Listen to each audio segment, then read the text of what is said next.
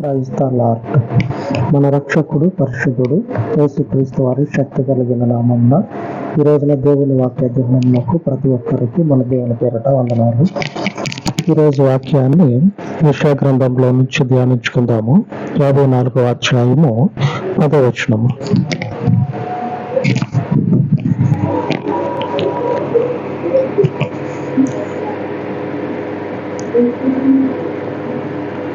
పర్వతములు తొలగిపోయినను, మెట్టెలు దద్దరిల్లును, నా కృప నిన్ను విడిచిపోదు. సమాధాన విషయమైన నా నిబంధన తొలగిపోదు అని నీ యందు జాలిపడు యెహోవా సెలవిచ్చుచున్నాడు. దేవుడు మనతో చేసిన నిబంధన సమాధానార్థమై ఉంటుంది.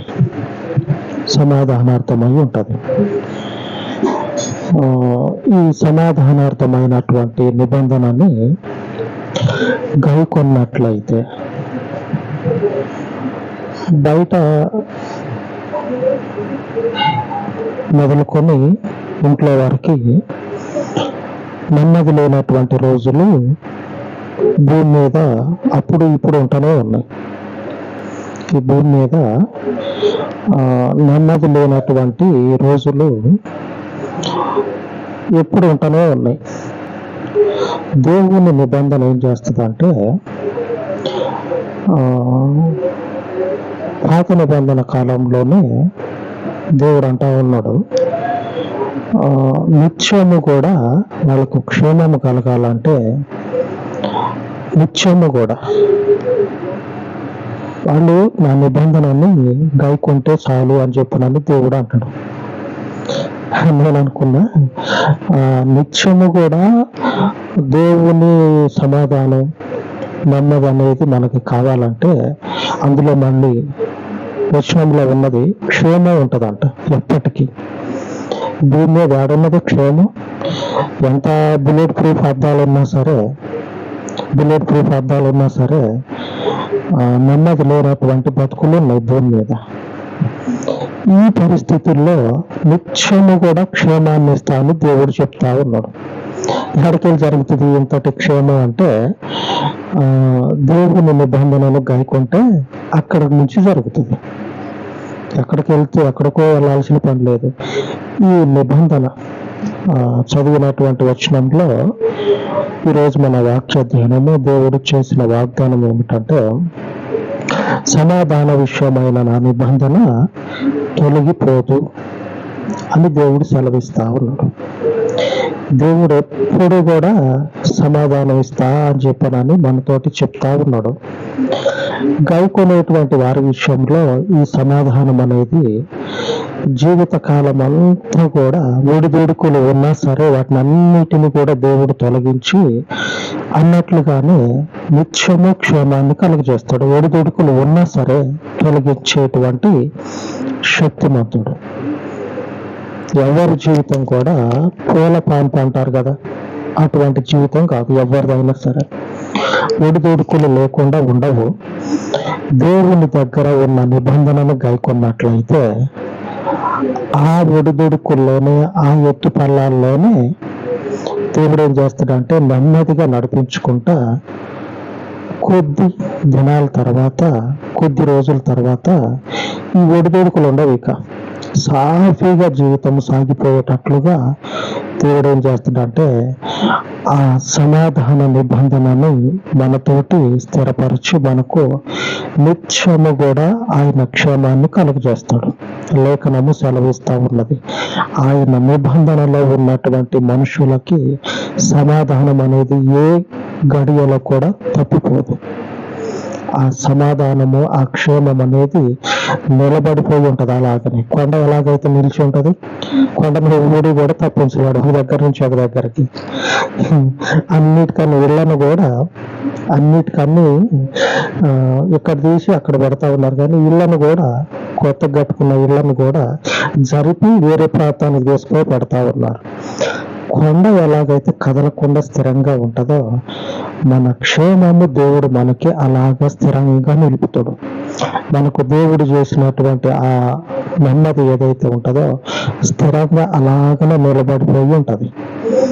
దేవుని వచనాలలో ఉన్నటువంటి ఆ శక్తి అనేది ఏం చేస్తుందంటే ఆయన నిబంధనని జరిగించటం కోసము లోకపు ఒడిదుడుకులన్నింటినీ కూడా ఏం చేస్తుందంటే తుఫాను వల్ల కొట్టుకొని పోతుంది.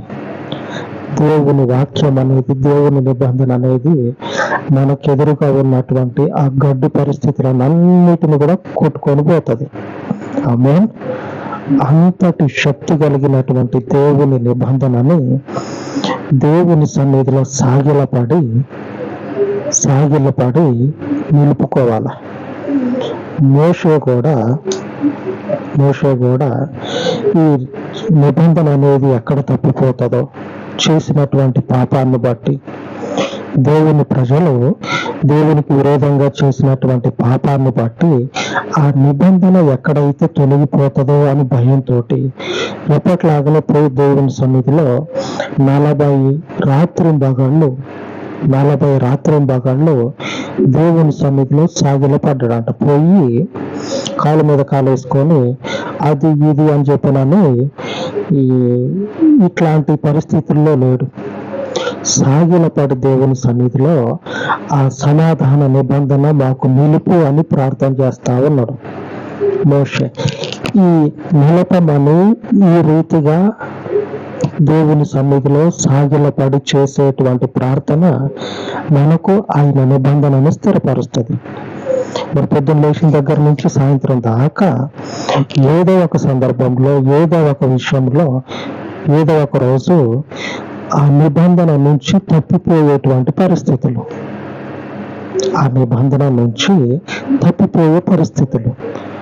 కనుకనే మోషే పోయి దేవుని సన్నిధిలో సాగిలపడి నీ నిబంధన సమాధానంతో నువ్వు చేసినటువంటి ఆ నిబంధనని మాకు నిలిపినట్లయితే మేము నెమ్మది కలిగి ఉంటాం, లేకపోతే నశించిపోతాం. మనల్ని భరించేటువంటి భూమే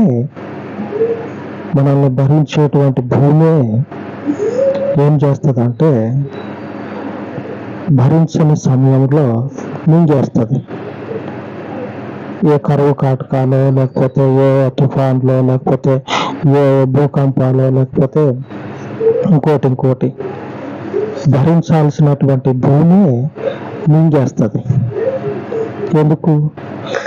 దేవుని నిబంధనను గైకొనకపోతే దేవుని ఉగ్రత ఏదో ఒక రూపంలో మనల్ని తుడిచిపెట్టేస్తుంది.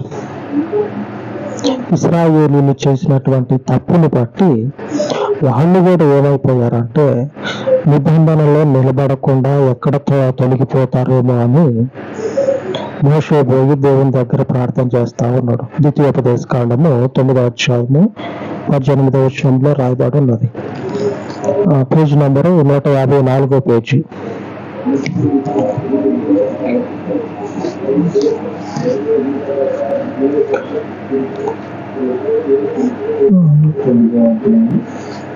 పద్దెనిమిదో వచనం నేను చదువుతా చూడు. 154 పేజీ.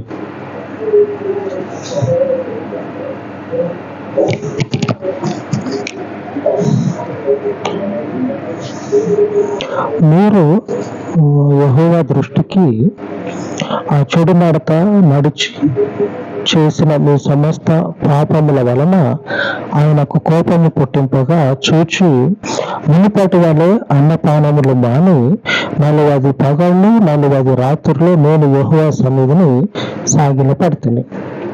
నేను పోయి ఏం చేశానంటే దేవుని సన్నిధిలో సాగిలపడి 40 పగళ్ళు 40 రాత్రులు దేవునికి ప్రార్థన చేశాను. సాగిలపడి ఏం చేయాలా?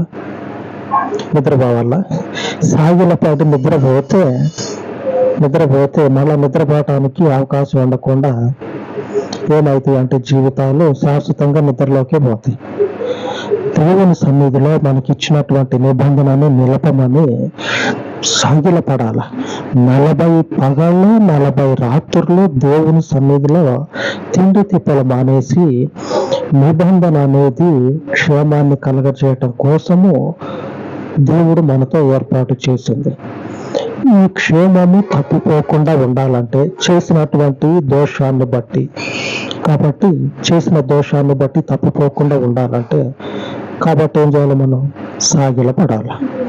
మోషే పోయి వాళ్ళందరూ చేసినటువంటి తప్పులను బట్టి వాళ్ళందరూ దేవునికి విరోధంగా చెడు నడత నడిస్తే, దేవునికి వంకరగా తిరిగితే ఈ మోషే పోయి ఏం చేస్తా ఉన్నాడు అంటే సాగిలపడి వీళ్ళ సమస్త దోషాలను క్షమించి వీళ్ళకి కీడు కాకుండా మేలు చేస్తానని నిబంధన చేసినావు కదా. మనకి కూడా మొదట్లో దేవుడి వాగ్దానాలు, దేవుని దర్శనాలు వస్తాయి. అంతా కూడా ఎటు చూసినా నెమ్మది అనే విధంగా దర్శనాలు, వాగ్దానాలు వస్తాయి. ఆ తర్వాత ఏ వాగ్దానము, ఏ దర్శనం చూసినా సరే అంత ఆపోజిట్లో అంత వ్యతిరేకంగా జీవితంలో ఎదురవుతా ఉంటది. ఏం చేయాలి అప్పుడు? ఈ ఇశ్రాయేలీయులు ఎలాగైతే దేవునికి చెడు నడత నడిచారో ఆ నడత మన జీవితాల్లో ఉండి ఉంటది. అందుకే వాగ్దానానికి, నిబంధనకి విరుద్ధంగా మన జీవితంలో ఏమైతా ఉన్నదంటే నెమ్మది లేకుండా కీడు ఎదురుపడతా ఉన్నది. మరి ఏం చేయాలి? కీడు ఎదురుపడితే కీడు అనేది ఎదురుపడితే నిబంధన ఉంది కదా, పట్టుకొని దేవుని సన్నిధిలో పెట్టి ఇదిగో ఇది నువ్వు మాకు చేసిన నిబంధన. నేను చీకట్లో తడువులాడుతూ ఉంటే ఎటుపోయి ఏం పొడుచుకుంటుందో అనేటువంటి భయంతో అల్లాడిపోతుంటే నీ ఆత్మచేత నీ సన్నిధికి నడిపించి దర్శనాలు, వాగ్దానాలు మేము అడగక ముందే ఇట్లాగా అట్లాగా అని చెప్పినాను నెమ్మదికరమైన జీవితాన్ని అప్పుడు చూపించును కదా. అప్పుడు చూపించినటువంటి ఆ పరిస్థితులు ఇప్పుడు మాకు వ్యతిరేకంగా ఉంటా ఉన్నాయి. ఎందుకుందో తెలియదు. కాబట్టి దేవుని సన్నిధిలో ప్రార్థన చేసినట్లయితే సాగిన పడి ఎందుకున్నాయో, ఏ విషయంలో మన జీవితాలు చెడు నడత నడిచిందో అవన్నీ బయటకు వస్తాయి. సరి చేసుకున్నట్లయితే ఆ దర్శనాలు నెరవేర్పు అనేది మన జీవితంలో మనకి ఎదురవుతుంది అని చెప్తా ఉన్నాడు. ఏమనంటే నేను ఎప్పుడు కూడా ఇట్లాగ ఒట్టేసి అవసరం తీరినాక ఒట్టు లేదు, ఏమీ లేదు, అంతా గట్టు మీదకే పోయింది అని మాట మార్చేటువంటి దేవుడు కాదు.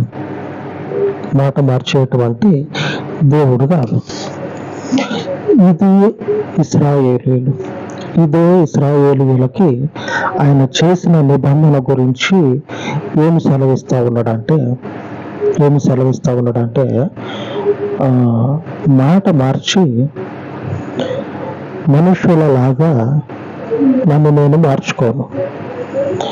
నేను ఎప్పుడైనా పరిశుద్ధుడిని, ఎప్పుడైనా మాట మీద నిలబడే వ్యక్తిని, ఎప్పుడైనా అవును అన్న సమయంలో అవును అని చెప్పన్నటువంటి వ్యక్తిని.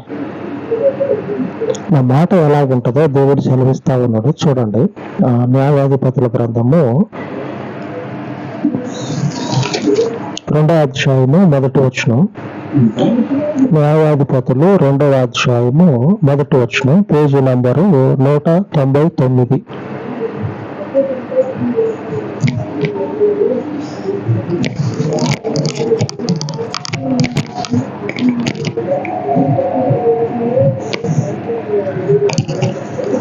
నూట 99వ పేజీ నేను చదువుతా చూడు. యెహోవా దూత గిల్గాలు నుండి బయలుదేరి బోకీమునకు వచ్చి ఇలాగ సెలవిచ్చును, నేను మిమ్మును ఐగుప్తులో నుండి రప్పించిన మీ పితరులకు ప్రమాణం చేసిన దేశమునకు మిమ్మును చేర్చి మీతో చేసిన నిబంధన నేను ఎన్నడూను మీరను. దేవుని వాక్యము దేవుని గురించి చెప్తా ఉన్నది. ఆయన వాక్యమే కదా ఆయన గురించి చెప్తుంది. ఏమనంటే నేను ఫలానా రోజు ఫలానా మాట మీకు చెప్పా, అదే మాట మీద నేనుంటా, మీరను. ఆ మాటను దాటి ముందుకు పోయి నేను అనలా అని చెప్పాను, ముందుకు పోను, అదే మాట మీద ఉంటా. మీరు కూడా ఆ నిబంధనలోనే నిలిచినట్లయితే, మీ చెడు నడత అనేది చక్కదిద్దుకున్నట్లయితే సమాధాన విషయమైనటువంటి నా నిబంధన తొలగిపోదు. లేఖనము సెలవిస్తా ఉన్నది. ఇశ్రాయేలీయులతో చెప్పినటువంటి ఆ లేఖనము ఈ రోజు మనకి చెప్తా ఉన్నది. నడిచినటువంటి చెడు నడత చాలు ఒకప్పటికి మించినటువంటి కీడు ఇప్పుడు ఎదురవుతా ఉన్నది భూమి మీద. ఈ కీడుల మధ్యలో దేవుని వాగ్దానాలు, దేవుని నిబంధన లేకుండా నెమ్మదిగా ఉంటామంటే సాధారణమైనటువంటి మనము ఏ మాత్రం కూడా ఉండలేము. బుల్లెట్ ప్రూఫ్ అద్దాలు బుల్లెట్ ప్రూఫ్ ఉన్నటువంటి కార్లలో సరే, ఇళ్లలో సరే ఉన్న వారికే భద్రత లేదు. సాధారణమైనటువంటి జనం మనం, సాధారణమైనటువంటి మనుషులు. ఇంట్లో ఉంటే తలుపులో మనకు అడ్డం, బయట కనుక మనం ఉన్నట్లయితే దేవుని రక్షణయే మనకు రక్షణ. ఈ రెండిటికి ఒకనొక సందర్భంలో వ్యత్యాసం అనేది ఉంటుంది. ఇంట్లో ఉన్నంత మాత్రాన తలుపులు మనల్ని రక్షిస్తాయా? రక్షించు. దేవుని కాపుదల లేకుండా ఎంత నువ్వు తలుపులు పెట్టుకొని ఉన్నా సరే ఏదో ఒక రీతిగా వచ్చేటోడు ఇంట్లోకి వస్తూనే ఉంటాడు. బయట ఉన్నా సరే దేవుని కాపుదల లేకుండా బయట ఎవరి మధ్యలో ఉన్నా సరే, ఎంతటి భద్రతనిచ్చేటువంటి వారి మధ్యలో ఉన్నా సరే, ఆయన నిబంధనలో ఉన్నటువంటి నెమ్మది అనేది మనకు లేనట్లయితే ఏ రకంగా ఎవ్వరు కూడా ఏ రకంగా చూసినా సరే భద్రతను అనేది ఇవ్వలేరు. బయట పరిస్థితులు అట్లాగనే ఉన్నాయి. నిబంధనని తప్పించుకొని మనం తిరిగినట్లయితే క్షేమం అనేది ఎప్పటికీ కలగదు. ఆయన లేఖనాలలో నుంచి మనకు జీవం అనేది, ఆ బావిలో నుంచి నీళ్లు ఎలాగ ఊరుతాయో అలాగే ఊరాల. వాక్యము మనకు సెలవిస్తా ఉన్నది. నిబంధనను పాడు చేసుకోకుండా నిబంధనలో నిలిచినట్లయితే ఆయన వాక్యము సెలవిస్తా ఉన్నది, నేను మాట మార్చును అని. ఆయన మనకిచ్చినటువంటి ఆయన సత్య వాక్యాన్ని మన జీవితాల్లో నిలుపుకున్నట్లయితే ఏం జరుగుతుందంటే, ఎంతటి బలమైనటువంటి అయినా సరే ఎదురు నిలబడితే